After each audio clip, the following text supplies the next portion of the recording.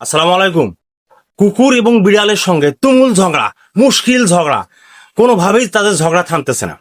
বিড়াল বলতেছে কুকুরদেরকে আমার ওই জন্য ভালো লাগে না, তারা তিনটি সময়ে এমন ধরনের আচরণ করে। কুকুর বলতেছে কেন, কি হয়েছে?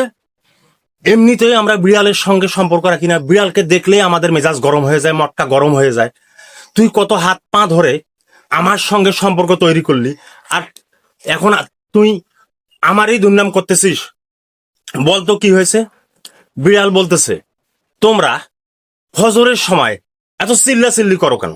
তখন কুকুর বলতেছে ফজরের সময় এটা হচ্ছে আল্লাহর ইবাদতের সময়। এই সময় কোনো বান্দা যদি ঘুমিয়ে থাকে তারই জন্য আমরা চিল্লাচিল্লি করি, ঘেউ ঘেউ করি।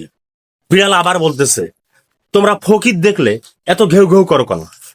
তখন কুকুর বলতেছে দুনিয়াতে সবচেয়ে নিকৃষ্ট হালাল কাজ হচ্ছে ভিক্ষা করা, সেই জন্য ফকির দেখলে আমরা ঘেউ ঘেউ করি, এবং তোমরা দেয়ালে বা উঁচু জায়গায় প্রসাব করো।